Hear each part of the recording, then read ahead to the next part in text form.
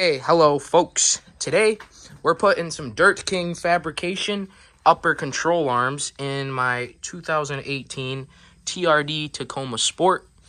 Right out of the box, this is what you're going to get. You're going to get some sweet stickers, missing one of them, and you're going to get a sweet keychain. These are the adjustable uniball joints, which are pretty cool. You'll get nice directions. Alright, so you're going to want to start out by jacking your truck up. Then you're going to want to remove both your front wheels. As you can tell, I needed these pretty bad. Yeah, that's wire. Okay. We got tires. Don't worry. So once you got your wheels off, you're going to come in here, and there's a 10mm bolt for the ABS line that runs up through here.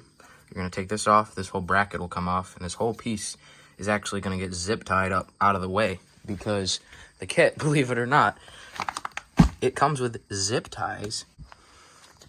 So, forgot to mention, for the ABS line, after you remove this bracket, there is another one right here.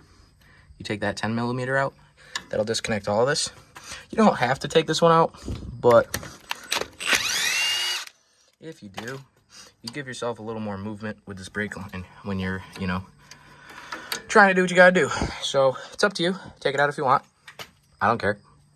Next, you'll want to disconnect the sway bar linkage end right here. You're going to pull this bolt right here. This nut, actually, it's a 17mm. Pull one on each side, and then this will pop out. So once you pull this nut off, these things pop right out like that. Gives you this movement up and down you're going to want. Next thing you're going to want to do is take this nut out on the bottom for the upper control arm. It's going to be a 3/4 or 19mm, whichever one you want to use, doesn't matter. You're going to want to take this plate off to do that. So there's 4 bolts. Surprise, surprise. Here, here, here, and there. Ignore how beat up this is. She gets used. But it is a 12mm. You get those out. It gives you access to the front of this. This is where you can adjust your alignment. So once you got that bolt out, you're going to get a trusty hammer, okay? This little spindle area right about here, you're basically going to just pound the absolute shit out of it with a hammer. Let's see if I can get it to pop off for you. Something like that. There you go. Next thing you want to do is the fun bolt. You should have just this nice long bolt here. You're going to bend this with some vice grips or a hammer or your fist if you're built like that. Whichever you would like. You can tell what I did.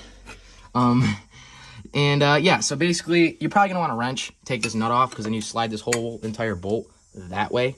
As crazy as it seems, it fits. You just got to make it. You'll want probably a 3/4 wrench. Yeah.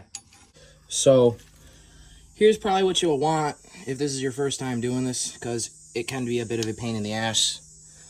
So, I got it halfway out. Basically, the easiest way to do it after you bend this all up, you're going to take this here. You're going to squeeze that tight, and you'll take a hammer, and you'll pound on the channel lock going towards the front of the truck. That'll get that whole bolt to slide out. And then, sometimes you'll have to open the hood, fish it down from the front, just to get it back in there. But, yeah, it's not too hard. So, once you have your terribly ugly stock upper control arms out, you'll pop these fittings off, depending on what you have. But, if you have the square design that doesn't have the uniball joint, you will have a grease fitting. Whereas if you have this kind of design with these fancy uniball joints, you're going to have no grease fitting. You're going to want to use something like this. Some multi-vehicle, grease. You're going to want to absolutely load up here inside of this. And then you'll stick this in. And then you'll load this inside up. Do the same thing for here, here, and the same on the other. And you're also going to want to hit where the uniball joint's going to go. Get that all nice and loaded up in here. And, yeah, then it'll be good to go. So, one thing I forgot to mention, you're going to want to pull this whole metal bracket off.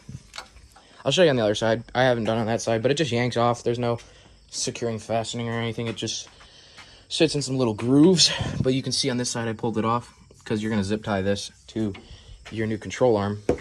But here it looks greased up, ready to go in. Don't forget these.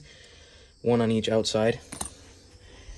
And, you know, your trusty zip tie for your wire, for your ABS. So, yeah, just do it. So here's how they should look when you first attach them. You're going to want to start with this upper bolt. Make sure you don't forget your washers.